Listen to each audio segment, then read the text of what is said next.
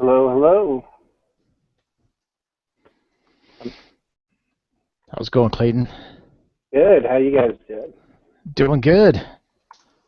Doing good. Ready for some JavaScript? Yeah. Do we want to do a little introductions? I know we got at least one new person tonight. Yeah, sure. So Sure. I'm Clayton. I'm the guy who's responsible for talking us into doing this book. Awesome. I'm Jamal. I heard about the book club and I participated in the last book y'all did, the apprenticeship patterns, and thought it was awesome. So I'm sticking around for JavaScript. Cool. I'm Larry, and I'm working on some front-end JavaScript type stuff right now, and Jamal recruited me last week from the Python Hangout. So Great. It's just a curiosity. Are you doing are you using a JavaScript framework? Or are you using vanilla JavaScript or jQuery or? right now, jQuery. I've actually played with Angular 1 a little bit and kind of liked it, but didn't get much past, hey, let's create some forms and things like that. So I know we touched on some stuff that gets used in jQuery tonight. So welcome. Thank you. Okay, and I was in charge of slides this week, so I'm going to go ahead and share my screen. Cool. Yeah, I'll put you in presenting mode. Okay. You're set. The progress. Here we go. Is everybody seeing You Don't Know JS, Scope and Closures, Chapters 4 and 5? Looks Yes. good. Great. Good. All right. So Chapter 4 is on hoisting. And of the two chapters we're covering tonight, I think it's the most straightforward. So let's go. Okay, we have A equals 2, var A, console.log A. Larry, you are new. What would you expect to happen there? I would expect to see 2 pop up in the console. Okay. All right. And what about this? I don't think it's going to do anything because you're just redefining A, right? Well, we're just going to assume that this is starting over with a fresh console without A defined. Oh, okay. I don't know. It's not a reference error, so it's some sort of error, I would think, but maybe not. Okay. I'm going to guess not a number. I'm going to say undefined. Okay. So this is those two translated. So the first one, A equals 2, var A, console.log A, if it out 2, just like you said.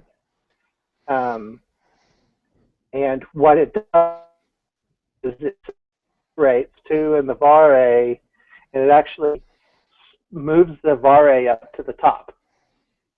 And so then that's what we're talking about tonight, the hoisting.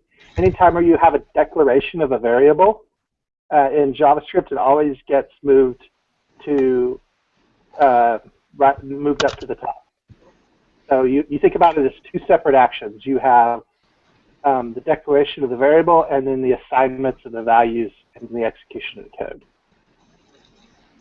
So anywhere where you get a declaration hoisted. So that is why you have console.log A and then var A equals 2 below, you do not get a no reference error, you get an undefined because it hoists the var A portion of var A equals 2 up to the top. So A exists, it just doesn't have anything assigned to it. Cool. Looks like we got another participant here. Okay. Hey, how y'all doing? Hey Justin, how's it going? Good. Not too bad. How are y'all? Doing good. Good. Welcome, Justin. Thank you. Just got started. Good deal. We are covering hoisting right now in JavaScript, how hoisting works. All right. So some reminders on hoisting. Only the declaration gets hoisted, not the assignment. So that was why, for example, on this previous one at the bottom portion, the var A equals 2, just the var A portion gets hoisted, not the A equals 2. And this happens with functions as well.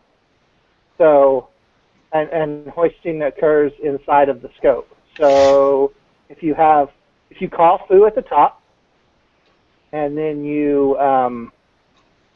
define function foo as console.log a var a equals 2, the function definition gets hoisted, and the var a gets hoisted inside of foo. So you actually have two hoistings going on there. You have the function declaration and the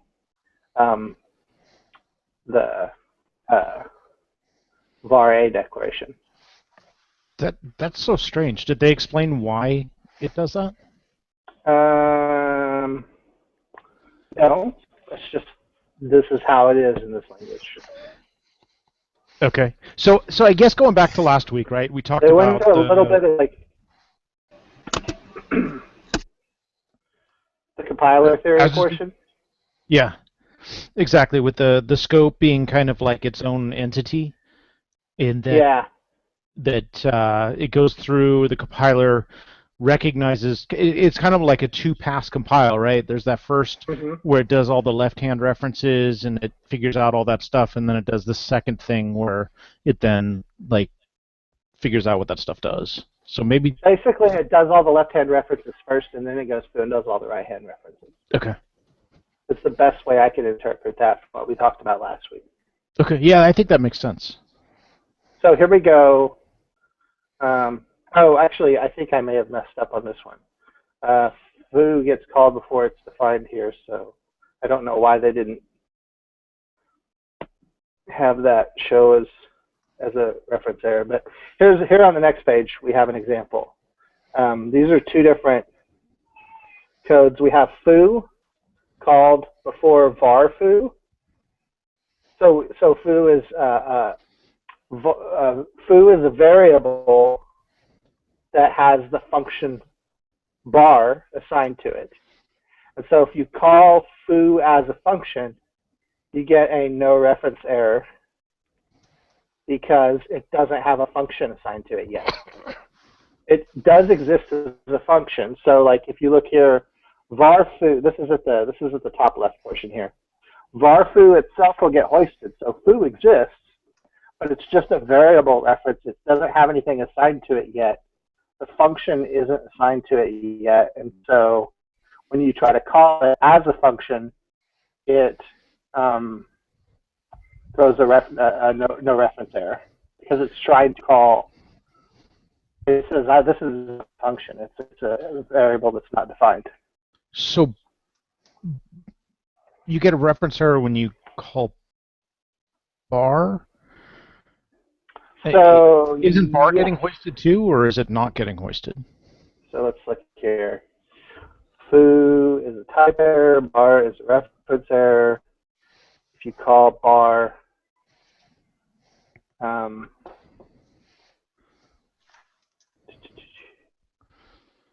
maybe bar is a reference error. So bar is a reference error because there's not a function, I guess because there's not function logic occurring inside of it. But foo is a type error because you're trying to call a function that doesn't. Okay. Could you go back to the previous slide real quick? So on this slide, foo got hoisted, right? Is it because we're assigning it to a variable and it's like a right-hand reference that it's not getting, that bar isn't getting hoisted in that next example? Well, let's look at the book a little bit. Okay, yeah, that would be good. Yeah, hang on. I don't want to lead you down the wrong path here.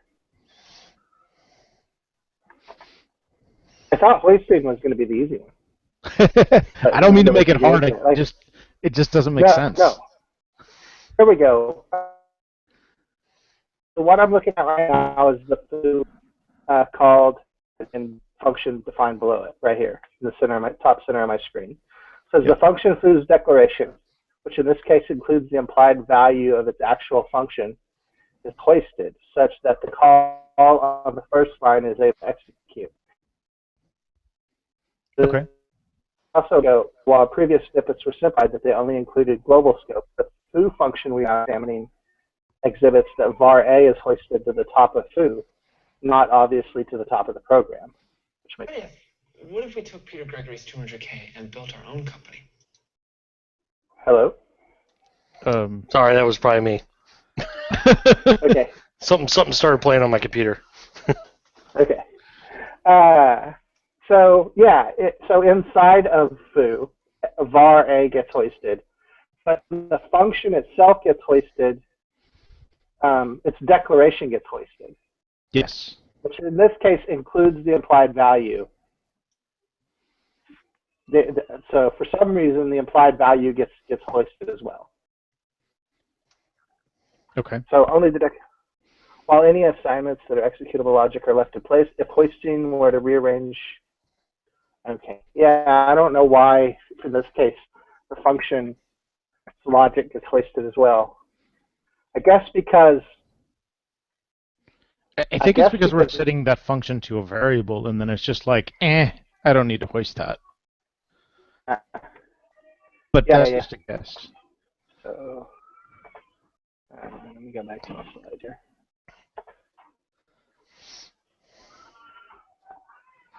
So here, because foo is being assigned to a variable, it's getting a type error. Mm-hmm. Because it says foo is a variable, but it's not a function. Right. It doesn't have a function yet when you call it, and so it's throwing the type error. But if you call bar, it calls a reference error. I think because it just doesn't have any logic in it. Yeah, I think it's seeing bar not as a left-hand lookup, but as a right-hand lookup because it's being assigned to foo, and so it doesn't hoist bar. I think that's the rationale he gives.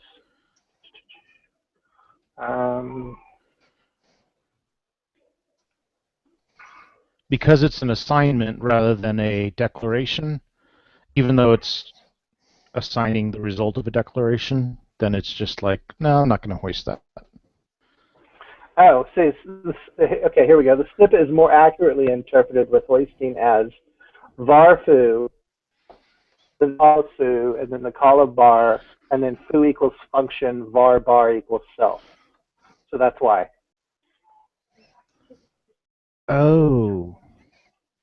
So JavaScript compiler is actually...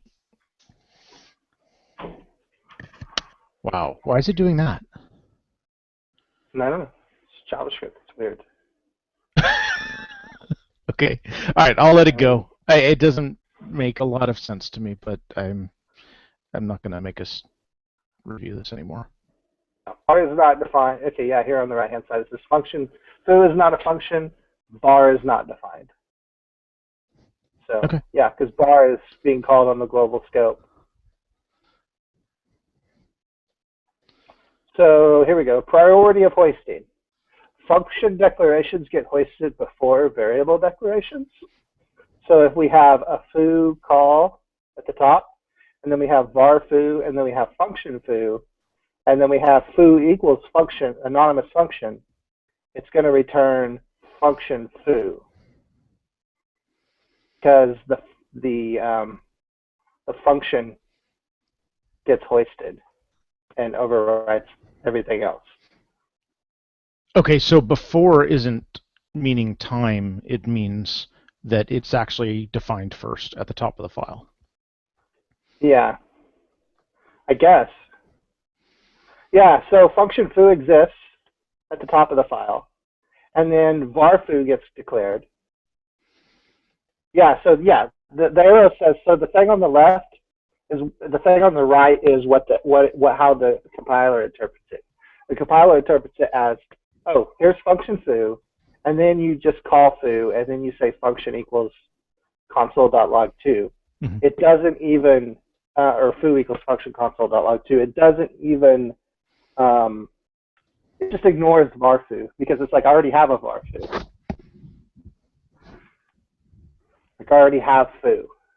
So it just, var foo doesn't matter to it. And so since you're calling foo first, the thing that gets hoisted above it is the function, and then so it would actually spit out just the one. And if you had called foo again below foo equals function console.log2, then it would spit out the two. Okay. I think what I'm getting from this is never name your variables the same names as your functions. Yes, so that's going to be the takeaway of this. That's going to basically be the whole point of this chapter. So subsequent function calculations do override. So if we have foo called at the top, and then we have function foo, and then we have var foo, and then we have function foo again, it gives us the last function. So the log 3? Yeah. Yeah. Okay. That breaks my internal compiler. Yeah. So what it actually does is it hoists function foo, and the next function foo, and then the var foo without any assignment to it. But it already has something assigned to var foo, so it just calls the console.log3. And then the function console.log2 just sits down there below, never getting called. Okay. And then, so the takeaway for this chapter, don't declare duplicate definitions in the same scope. Shit gets weird, and it wastes code. Sounds about right. I mean, the shit gets weird, that was my interpretation of that. But yeah, don't declare duplicate definitions in the same scope. Also, this is like his little addendum to the chapter. Don't declare functions in blocks. He said this it works now, but it isn't reliable and it's subject to change in future JavaScript releases. So if you call foo at the top, this conditional is going to return B, which makes sense because it hoists var A, and then it, yeah. That. I would never find that syntax error. If I wrote that code, I would never figure out why it's always returning B. Yeah, yeah. So it's just like, just don't do this. Like So I sat down and because parsed it and was like, oh, it sort of makes sense. But he's like, this behavior may change in future releases in JavaScript. That may change to where it returns the true condition. And Yeah. so he says, just don't do it. Wow. So basically, because of Yeah. hoisting, both branches of that condition end up being console log B. No, I guess maybe, I don't know. Just don't do it. Okay. So is it because that function foo B was like put last? That's why it's always returning B. Like that's the last thing in the code for function foo. I think so. I think it's because the var A gets hoisted, but doesn't have anything assigned to it. And so when you call function foo, it goes and looks for foo, finds the conditional, says, I don't have a true assigned to this, so then it calls the else. That's my best guess. That's crazy. But I don't know. I thought it was. Yeah, crazy. I thought the hoisting was bypassing the block scope, so it hoists the first function foo definition, and then it hoists the second function foo definition, and then Right. The second one overwrites the first one, right? Yeah, that's what I Maybe, was seeing maybe, there, but I don't know. Maybe. That's crazy. Yeah, I mean, I don't know. Try running it with the var equals true before your foo call and see what happens. Like, switch the order of the top two of the foo call and the declaration of var equals true and see what happens then. All right, Yeah. F12 console. Yeah, so I could actually do that real quick. Yeah, let's see it. Let me pull it up because I'm online right now, so oops. Only problem with do this. I'm just going to copy this portion of the code. Control-Shift-I, that's the nice thing about the JavaScript console. So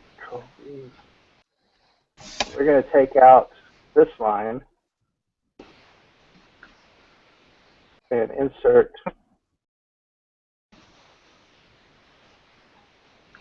this line.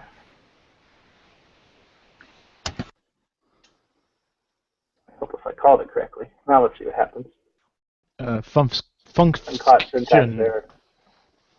It's in your else clause. Unexpected edges. Huh? In your else, you've got a you got an extra F in your function Oh. name. Oh, yeah, I sure do. Okay. All right, let's try that again then.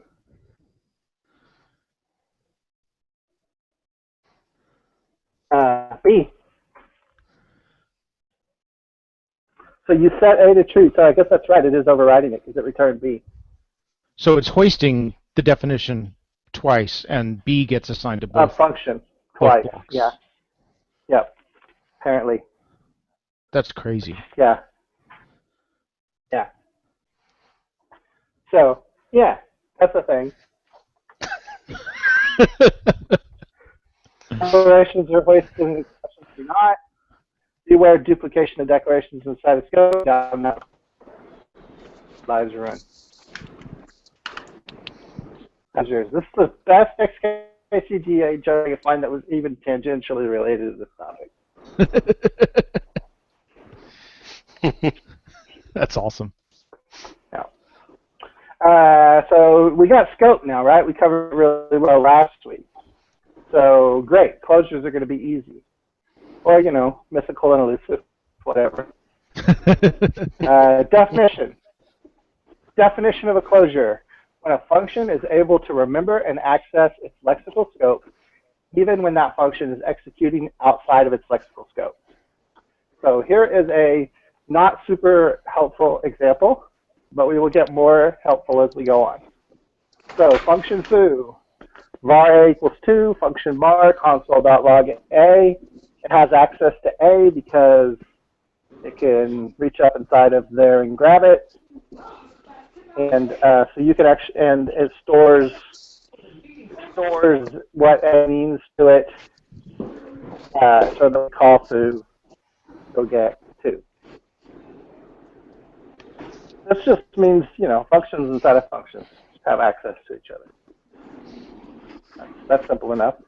Is anybody confused by this code yet? It gets more confusing.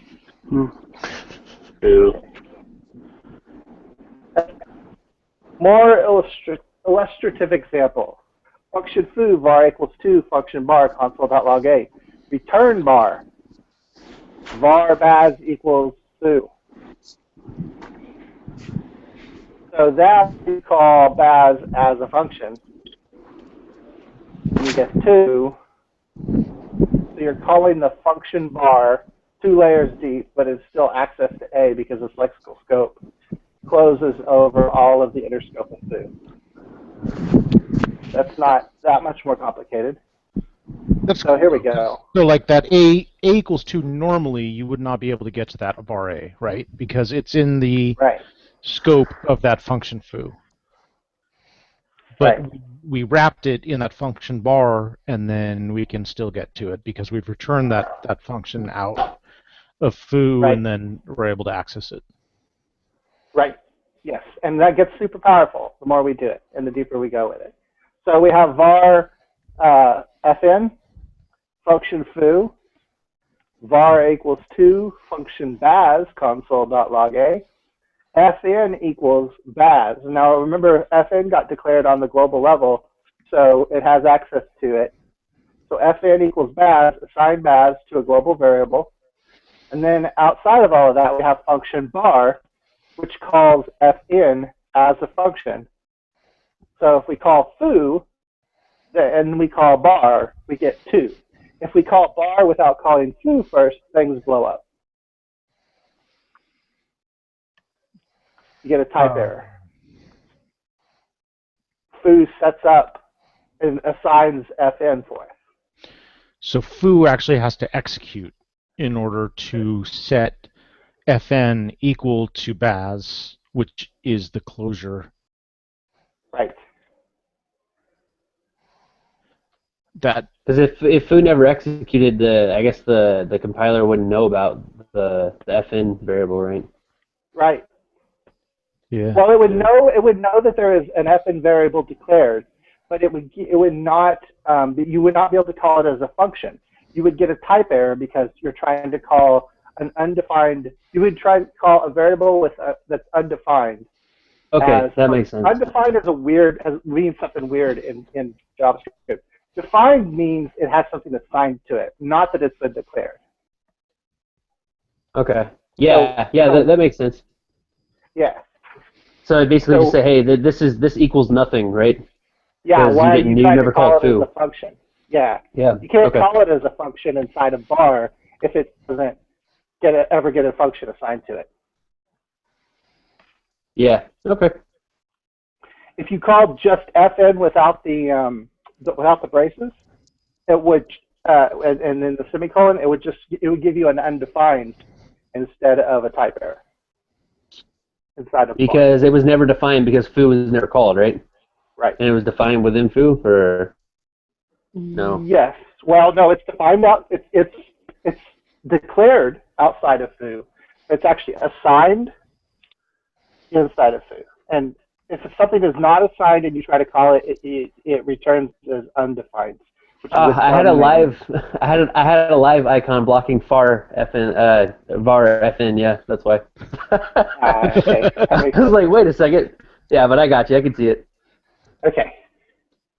All right. So let's try the next one here. Closure and practice. So function wait, and then we give it a message. We say set timeout to function timer, console.log message, and then the amount of time we want it to wait is like 1,000 whatever, like a second, 1,000 is a second. And then we say wait, hello closure, and we call that, and it'll wait for a second, and then it spits out hello closure. Okay, and that's a callback functionality, right? That's kind of an async callback there? Yes. Yes. That is what that is.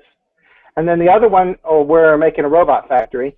So we have function setup robot or setup bot with a name and a selector. And then when you click the selector, it calls the activator. It says function activator console.log activating name. So when you call that, it'll say activating closure bot 1 and then activating closure bot 2. When you click on those two, when you click on the selectors, bot 1 and bot 2 selector. Okay, that's jQuery, isn't it? Yes, that's jQuery. That's what the $sign is. Yeah. So yeah, this is an example of how you would use Closure in jQuery. Apparently, Closure gets used a ton in jQuery. Okay. Loops and closures. So things get weird with loops and closures. You have to be careful. What do you expect this to do? All right, let me take a look. So we're doing. It's a callback. Four callbacks.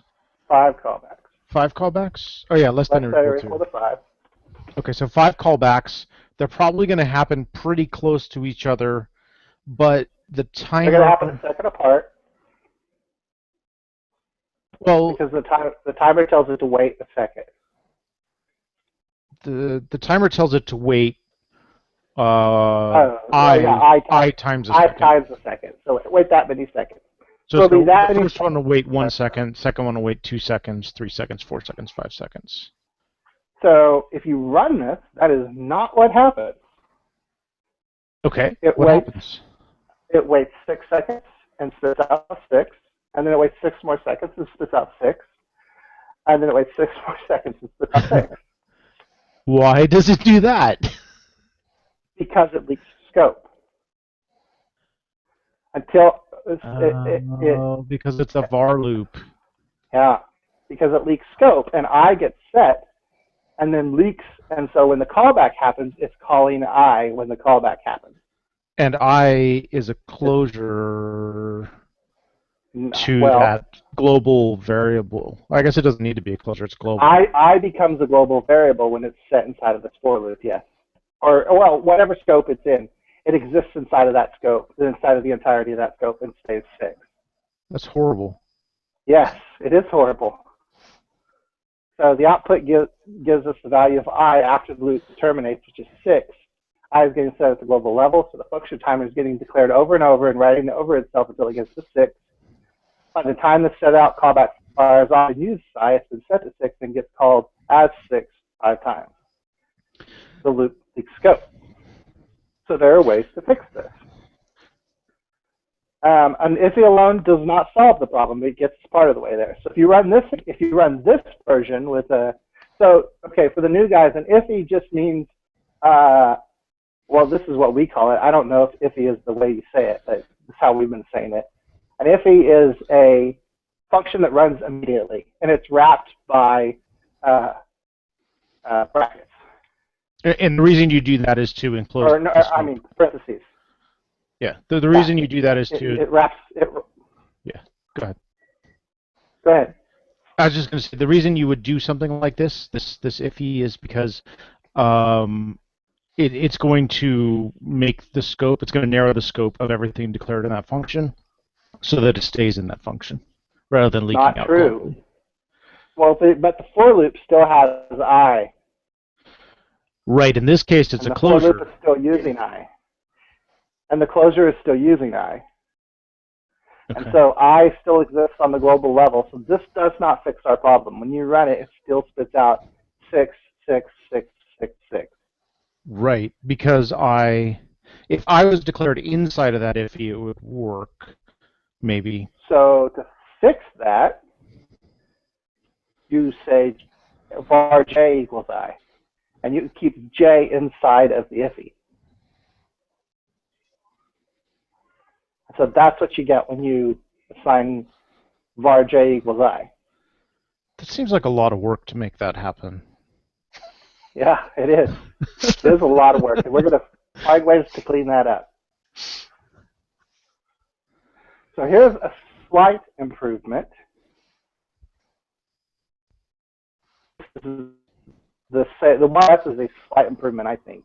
You pass I in as an argument, and it just declares, it changes I to j. Instead of explicitly setting var j equals I, you pass I in as an argument. Okay. Make sense? Yeah, and then that narrows the scope so that it stays inside of the IIFE. Right. Okay. And then, even better, is ES6. So we can say let j equals I, and we get block scope, which is, it's going to give us the same behavior as the one before. But then if you say console.log, so before if we had said console.log j on these, it would have, after the loop ran, it would still blow up. This one, it still blows up. But because that's if you define let j equals I inside of the loop. But you could actually make let part of your loop declaration, and you can actually say let I equals 1. If you do that, I is scoped to the block, and you don't need the j at all. This looks a lot cleaner. This is what I would expect a for loop to do. Yeah, that's what I would expect too. And then if you try to call I after the loop runs, huh? You said it's JS6? ES6. It's the most recent versions of JavaScript. Yeah. What does compatibility look like for JS6? Is this something where you could implement this, but you'd also need to have it fall back onto something else? Yeah. Yeah. I didn't. Yeah, we have. You would write all your JavaScript in ES6, and they have like a script. But this would let you write the code in the contemporary versions. This is what a for loop should do. Yeah, I would agree. You don't want I to be hanging around after it's done, and it gives you blocks. Just like, I mean, this essentially is a block like in Ruby. Mm-hmm. Or Python, or any. Yeah. Anywhere where you have blocks that don't leak scope. Yeah. So that is great. And so now we're going to get into modules, which is another useful thing about closures. All of that was basically to let you know how to set up how closures, when you play with them. If you don't understand them, they can bite your ass when you do loops. So yeah, just use let. So modules, they're useful tools in JavaScript that take advantage of closure. So you can say function foo var something equals cool, var another equals the array 1, 2, 3. Function do something, console.log something. Function do another, console.log another. Join. Okay. That seems boring enough. It's just wrapping everything inside of a function, right? Yeah. Except you can then have your function return an API. Hmm? So you say this is exactly the same function, except now it returns a do something and a do another object. And it's returning those basically, yeah, in an object, like you said. And those objects have their values assigned to functions, which can then be called. Right. Huh. Yes. So that gives you, that lets you set up a like an encapsulated. You declare what the public interface is going to be, and then you can encapsulate all your logic behind that public interface. But the users outside of it only have access to what you declare to be the public interface. Seems a lot like a class. It does seem a lot like a class. I agree. It's not at all. And if you try to say it's like a class, the author of this book will try to throw things at you. Because later on, he goes into a great little detail in other chapters about why you shouldn't write JavaScript with classes. But yeah, I'm still getting used to JavaScript objects. They're basically just hash maps. yes, except now they actually have hash maps now in JavaScript. So what's the difference between an object and a hash map? Hash maps don't have certain keywords that are super dangerous to use as keys, whereas objects do. Okay. They have certain things that if you try to say the key is this thing and assign a value to it, your code blows up. Because they're not actual objects, they're off functions and crap like that. Okay. Yeah. So this is a simple module. So let's look at so as you can see, it's still just a function. The function returns an object, and that object has a defined interface with public API. Each we get an instance of the module with the same API. Like you said, sounds a lot like a class. It does. So here's what it takes to be a module. There must be an outer enclosing function, and it must be invoked at least once each time you create a new module instance. And the enclosing function must return back at least one inner function, so this inner function has closure over the private scope and can access and or modify that private state. So that's how you define a singleton. Just wrap the whole thing in an IIFE. So you can only instantiate it once because it executes immediately. It executes immediately, yeah. That is so different. Yeah. But it makes sense now that we've seen IIFEs used a whole bunch. You're like, oh yeah, that is how you would get a singleton. So you can't call cool module more than once, and that makes it a singleton. Right. It's just assigned to foo. Right. Oh. Huh. Where is that useful? So huh? Where is that useful? It seems like I don't know. You've limited yourself. Yeah, you have. So singletons are not something I see used almost ever in everyday code, but I know that at least in metaprogramming, they're important. They have their place. They're just not something you're going to use every day. So like a system configuration object that you really only want one of hanging around the system. Right, something like that. Yeah. And then so typically in other languages, if you called it again, you'd still get that same instance that already exists. I don't think that works with this version of it. Right. And so actually, technically, all Ruby class objects also have like this weird singleton thing that kind of hangs out as a ghost object. I think it's Dave Thomas has a really good.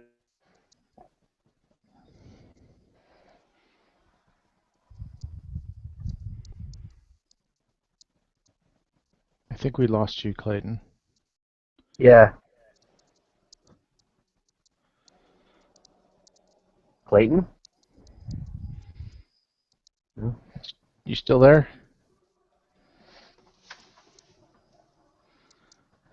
All right.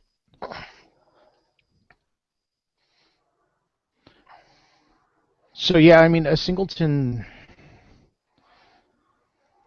I mean, normally when you talk about it, you have classes and objects, but it's for something that you really only want to have one instance of, like your system configuration object, where you might have like your database connection information and your version number and stuff like that. There's really no point in having multiple instances of that lying around.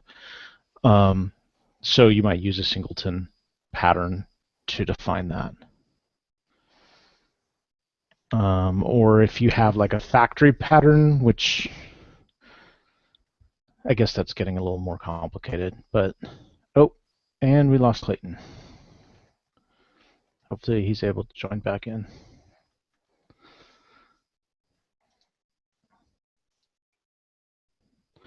But that's interesting in JavaScript. I guess with the IIFE, you have the instance in the variable, and that variable is going to exist in whatever scope you defined it in. So it is a singleton. It just is different from what I'm used to.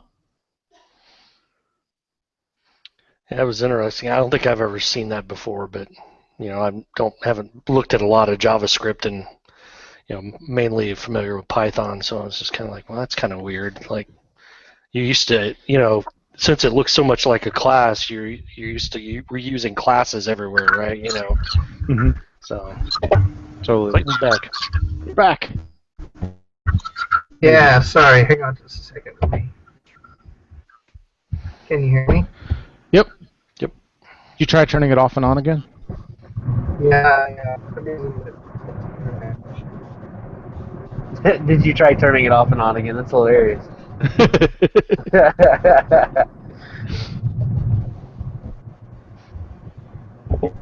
I'm in the car. That's why I turned the camera off. Oh, okay. Yeah. Drive safely. Don't do anything. There's no point. No, I'm not driving, but there's no point in really having it on. You can't see me, so. Oh, okay. Okay. Can you guys hear me okay? You're roboting. Hello? Yeah. Okay. Let me use my screen again. Okay. Everybody see my screen? No. Not yet. Wait. Maybe? No? I can see the reflection in your glasses. Oh, that's not I see good. that as well. There it is. There it is. I just saw it, yeah. Okay. A little delay here. Perfect. Yeah, let me give a second for everything to get caught up on my. Okay. Hey, you're using Ubuntu. I am using Ubuntu, yes. Nice. I accidentally just stopped sharing. Hang on. Hit the wrong button. Okay. All right. Can you see my screen? Okay. Yep. It's the Yes, looks good. Tunnel of Doom. Okay, we're on Singleton. So as you can see, Singleton just gives you a single instance of it. We were discussing that. So I don't know how long the delay is. Can you guys see the modules can take arguments screen yet? Yes. Yes. Okay.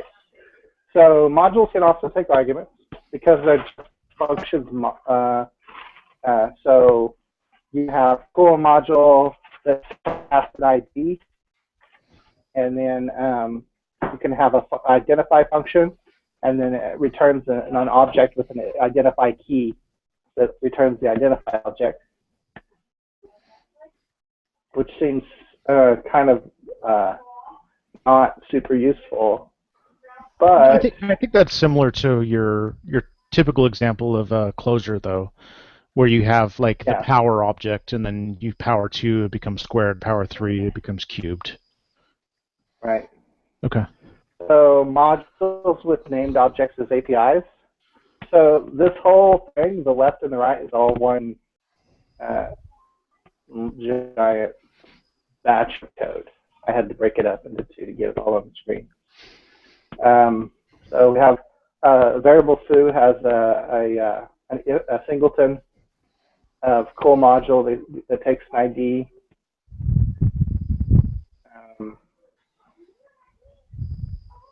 And then you actually pass it foo module as the ID, I guess, at the end. Yeah, they are. They're passing the foo module as the ID. And then you have a change function on it, and you have an identify 1 and an identify 2. And your public API has change and identify as the interface. So when you call foo.identify, it gives you the initial argument you pass. And if you call foo.change, it sets the public API.identify to identify 2. Mm-hmm. And then if you call foo.identify again, it gives you the 2 uppercase from identify 2. So foo has properties, it has behavior, and it has side effects, and it has state, but it's not an object or a class.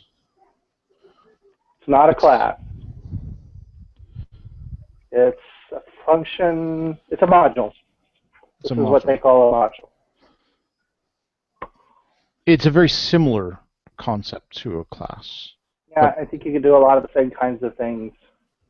I don't think it has, well, so classes can inherit. This doesn't have inheritance. Okay. So that's definitely one difference, is you don't have class inheritance. And it's also like this doesn't have, so even objects in JavaScript have a kind of inheritance that isn't class inheritance, which I think we may get to in later chapters. But so like there's no inheritance. You don't have any of that possibility with what we've got as far as like the kind of class inheritance you're used to. Okay. That may be what makes, that may be why it's a module and not something else. Okay.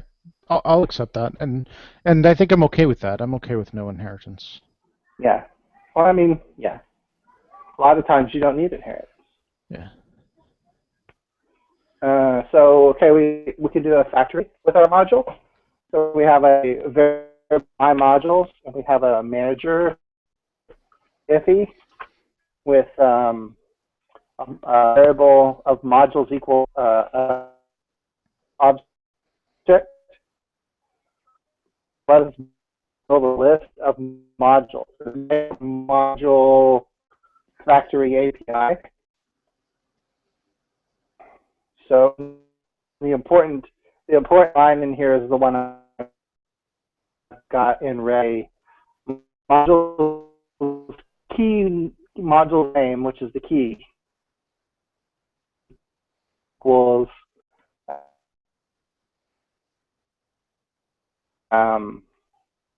the MPL data piece. So you can define modules, and then you do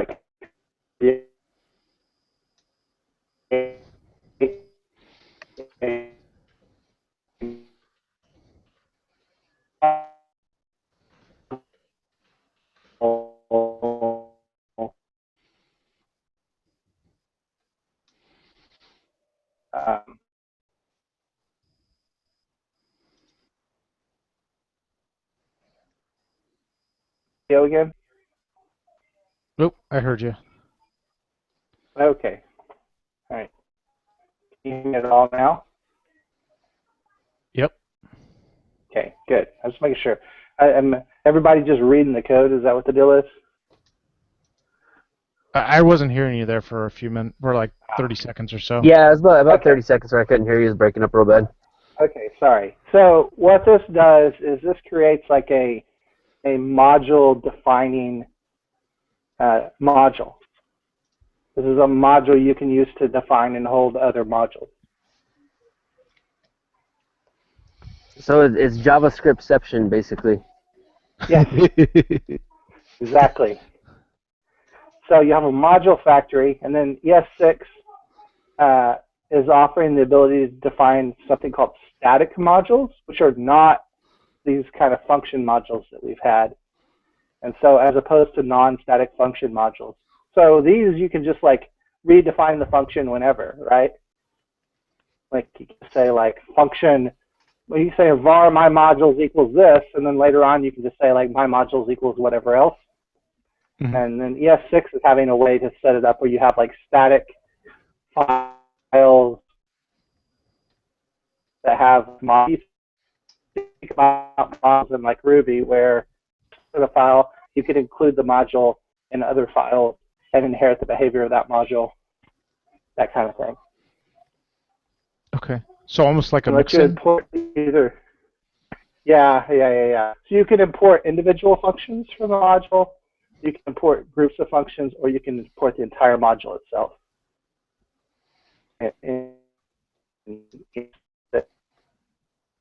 Okay. So yeah, that's a lot more like modules in Python too, or Python as well. But there's scope closure too. Yeah. The whole reason I said that is this is all just like, here's a function, we're declaring it in our file, and then the rest of the file has access to that module. But this is saying like, no, this is a lot more like what you get in other languages, where like modules are like this special thing that like hold like functions and stuff for you. Okay. So that exists now. And then, so our review for closures. Once again, here's our closure definition. Closure is when a function can remember and access its lexical scope, even when it's invoked outside of its lexical scope. If we don't understand them, they'll trip us up in cases like loops. If you do understand them, they're a powerful tool we can use in things like modules. Modules require two things to be a module. They need an outer wrapping function to be invoked to create the enclosing scope, and they need to return the value of the wrapping function. Must include a reference to at least one inner function that has closure over the private inner scope of the wrapper. So you understand closure now in JavaScript now, right? I think so. Yeah, I think I'm okay. I mean, I'm still a little iffy on it, but pun not intended. But you know, but yeah, I think I'm all right. Yeah, it's gonna take me a little bit longer to wrap my brain around this. It's a little weird. Well, and some of the ideas that we've talked about tonight, we just kind of took for granted because we've been in earlier chapters, so like the IIFEs and stuff like that. And like the scoping, so the difference between block scope and lexical scope, we had a whole chapter on scope that we went over. We have those slides and stuff if you want to look back at earlier episodes. Yep. And we did record the Hangout, so if you wanted to watch that, you could as well. Yep. Yes. Where are the slides linked on the Slack channel? They should be. The ones for the first chapter aren't, but the first chapter was really just kind of for the whole book anyway. The first book, Scope was the one you did, right? Yep, I did Scope. That I just posted Jamal? the link up for that. Yeah. And here's the first book. Okay. And I'll put the link for these slides too. Yeah, I just started looking through the first book the other day, and you know, I've used JavaScript. It was interesting just to kind of have it explained again. Come out understanding a little more. Yeah. Cool.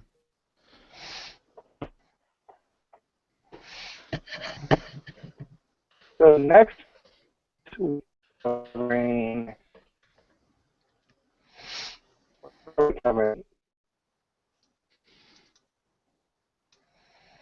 wonky.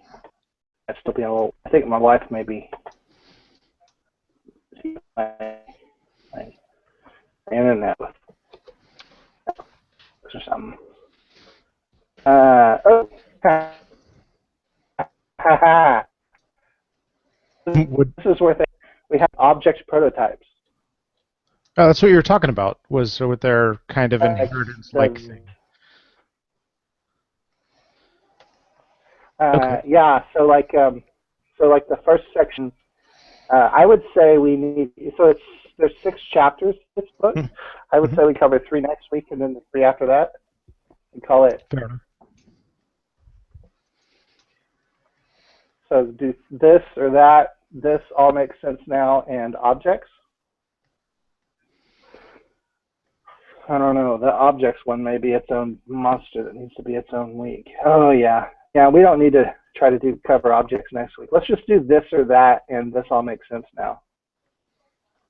Let objects be its own week, because objects is a beast of a chapter. Okay. Sounds good. So chapters 1 and 2 of book 3 for next week. Yeah. Yeah. And do anybody want to volunteer to make slides? It's a whole new topic, so we're starting from scratch. You're not going to be left behind.